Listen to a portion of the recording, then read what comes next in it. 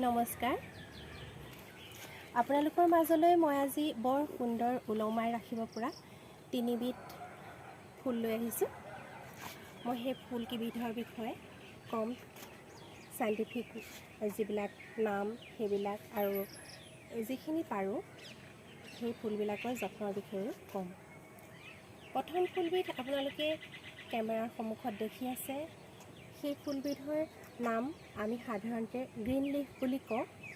বৰ সুন্দৰকৈ মাত্ৰ কেইটামান আপোনাৰ নাৰিকলৰ বাকলি, তাৰপিছতে নাৰিকলৰ পৰা প্ৰস্তুত কৰা কোকোপিট আৰু পানী, এইকেইটা বস্তু হ'লে এই গছজোপা বৰ সুন্দৰকৈ হয়। তাৰ বাহিৰে ইয়াক সাৰ বুলিবলৈ বেলেগ নালাগে। মাজে মাজে সাৰ স্প্ৰে কৰিব পাৰি, যিটো হাৰ্বেল প্ৰডাক্ট, সেই সাৰটো আপোনালোকে দিব পাৰে। কিন্তু ধুনীয়াকৈ নাৰিকলৰ বাকলি, কোকোপিট যেনেকৈ আমি অৰ্কিড ৰুবলৈ ব্যৱহাৰ কৰোঁ তেনেকৈ বান্ধি থ'লে আপোনালোকে এই গছজোপা হ'ব আৰু তাৰ বংশ বৃদ্ধিও হ'ব।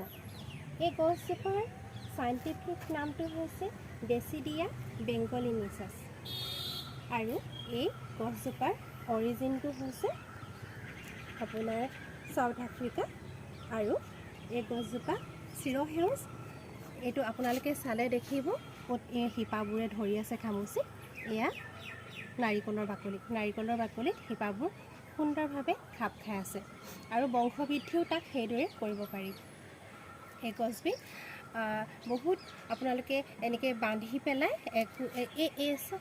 এই আগবিলাকত দেখিছেনে শিপা, এই শিপাৰ এইখিনিতে কাটি নাৰিকলৰ বাকলি কেইটুকুৰামান লৈ তাত যদি বান্ধি দিয়া হয় কোকোপিট দি পেলাই আৰু পানীৰে সেমেকাই ৰাখিলে ইয়াৰ বংশবৃদ্ধি হয়। এই গছজোপাৰ বিষয়ে মই ইমানকে ক'লোঁ।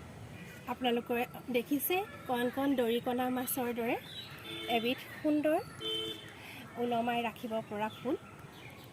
আৰু সেই ফুলবিধক সাধাৰণতে আমি স্প্ৰিং অফ ফিছ হেক্স বুলি জানো আৰু এয়াও এবিধ চিৰসেউজ উদ্ভিদ। এই উদ্ভিদবিধৰ অৰিজিনটো সাউথ আফ্ৰিকা। আচলতে সাউথ আফ্ৰিকা এখন সেউজীয়া দেশ আৰু সেই দেশখনৰ কি হয়, গছ লতিকাৰ তলে তলে এই গছ বনবিলাক আচলতে পোৱা গৈছিলে। সেয়ে প্ৰায়বোৰ ফুলৰে অৰিজিনটো সাউথ আফ্ৰিকা হয়। আৰু এই ফুলবিধৰ সাইণ্টিফিক নামটো হৈছে সেনেচিঅ ৰেডিকেনাছ। এই কেনেকৈ দীঘল হৈ গৈছে দেখিছেনে? একেবাৰে দৰিকণা মাছ এসোপা যেন গছৰ ডাল এটাত লাগি আছে, এনেকুৱা লগা নাইনে? সেইকাৰণে আমি সাধাৰণতে ফিছ হেক্স বুলি কওঁ। বৰ সুন্দৰ। মাটিটো ইয়াৰ পানী নিঃসৰণ হ'ব লাগে, কাৰণ ই বৰ কোমল প্ৰজাতিৰ আৰু পানী ইয়াত এসপ্তাহৰ মূৰত এবাৰ বা এসপ্তাহ হৈ যোৱাৰ পিছত এবাৰ দিলেও হয়। কাৰণ ইয়াত পানী আজি মই দিছিলোঁ, এইটো তাৰপিছত এসপ্তাহৰ মূৰত দিলেও হ'ব। নহ'লে এইবিলাক যিহেতু কোমল, গা গছত পানী ধৰি ৰাখে, সেইকাৰণে ই কি হ'ব, বেছিকৈ পানী দিলে মানে গেলি গৈ পেলাই নষ্ট হ'ব। সেইকাৰণে অলপ বৰষুণ নোপোৱা ঠাইত ৰাখিব লাগে।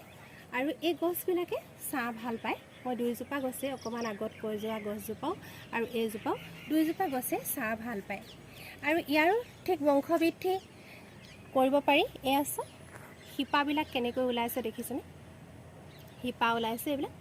এইখিনিতে কাটি যদি আমি বেলেগ এটা পাত্ৰত গুজি দিওঁ, তেতিয়াহ'লে ই বেলেগ এটা পাত্ৰত মানে আকৌ এজোপা কৰিব পৰা যাব। তেনেকৈ বংশবৃদ্ধিও কৰিব পাৰি। খুব সহজতে হয়। কিন্তু ইয়াৰ পৰিৱেশটো দিব পাৰিব লাগিব। খুব পানী দিব নালাগিব, ছাঁ পাব লাগিব, কিন্তু পোহৰ পাব লাগিব।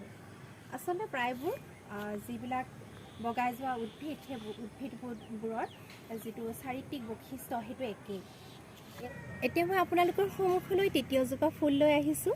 এইজোপাও সেই আগৰ দুজোপাৰ দৰেই ভেন অৰ্থাৎ লতা, আৰু ই বগাই যোৱা লতাজাতীয় উদ্ভিদ ওলমাই থ'ব পাৰি। খুব সুন্দৰ। ইয়াৰ টিপবিলাক দেখিছেনে? আগবিলাক খুব সুন্দৰ। এইটো ৰংটো দেখিছেনে? ইমান সুন্দৰ গুলপীয়া ৰঙৰ আৰু ভেৰিগেটেড। এইটো বগা মিহলি হৈ আছে আৰু টিপটো হৈছে একেবাৰে পিংক আৰু সেউজীয়াৰ মিশ্ৰণ। আৰু এইটো ভেৰিগেটেড অৰ্থাৎ বগা, যিটো বগা পৰি যায় সেইটো আমি ভেৰিগেটেড বুলি জানো সাধাৰণতে। কিন্তু ইয়াৰ এই কালাৰটো পাবলৈ হ'লে কিন্তু ৰ'দ পাব লাগিব। যদিহে বেছিকৈ ছাঁ জেগাত থোৱা হয় তেতিয়া এই পাতটোহে পোৱা হ'ব, এই সেউজীয়াটো। আমি অলপ ৰ'দ পাবলৈ দিলেহে এইটো পাম, এই টিপটোৰ যিটো এইটো অংশ দেখিছে এইটো পাম। ইয়াক আমি এছিয়াটিক জেচমিন হিচাপে সাধাৰণতে জানো। ইয়াৰ চাইণ্টিফিক নামটো হৈছে টেৰেলিচিপ্ৰিয়াম এছিয়াটিকম। বৰ টান নামবোৰ, তথাপি কেতিয়াবা আমাক প্ৰয়োজন হয় বুটানিকেল যিবিলাক নাম। এই গছজোপাও ঠিক আগৰ দুজোপাৰ দৰে কি হ'ব, আগত যেনেকৈ মই ফিছ হেক্সৰ কথা কৈছিলোঁ ঠিক তেনেকৈ ইয়াৰো পানী সোনকালে ওলাই যাব পৰা, দিলে মানে ওলাই যাব পৰা ব্যৱস্থা থকা মাটি হ'ব লাগে। আৰু এই গছজোপা অৱশ্যে বাকী কেইজোপাতকৈ অলপ হাৰ্ড, সেইকাৰণে অলপ পৰিৱেশৰ লগত এডজাষ্ট হ'ব পাৰে আৰু যিকোনো পৰিৱেশতে হয়। আৰু ই চিৰসেউজ আৰু ইয়াৰ আৰু এটা নাম আছে মই কৈ দিওঁ, ইয়াক ছামাৰ স্ন' প্লেণ্ট বুলিও জনা হয়। খুব সুন্দৰ, ইয়াত অকণি অকণি ফুল ফুলে, তাৰ এটা সুগন্ধ আছে, কিন্তু এতিয়ালৈকে মোৰ ফুলা নাই। মই এতিয়ালৈকে ফুলটো মই ফুলা দেখা নাই। গছজোপা কিন্তু অনা দিন হ'ল। ইয়াৰ বংশবৃদ্ধিও মই কৰিছোঁ।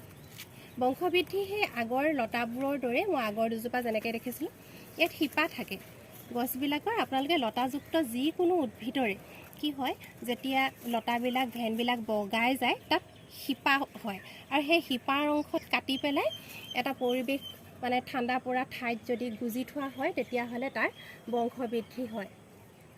মই এই তিনিজোপা গছৰ বিষয়ে আপোনালোকক ক'লোঁ। খুব সুন্দৰ বগাই যোৱা উদ্ভিদ, ওলমাই ৰাখিব পৰা উদ্ভিদ। কৰি চাব, মোৰ চেনেলটো ছাবস্ক্ৰাইব কৰিব আৰু মোৰ চেনেলটো চাই থাকিব বুলি আপোনালোকে আশা কৰিলোঁ। ধন্যবাদ জনালোঁ। আহিছোঁ।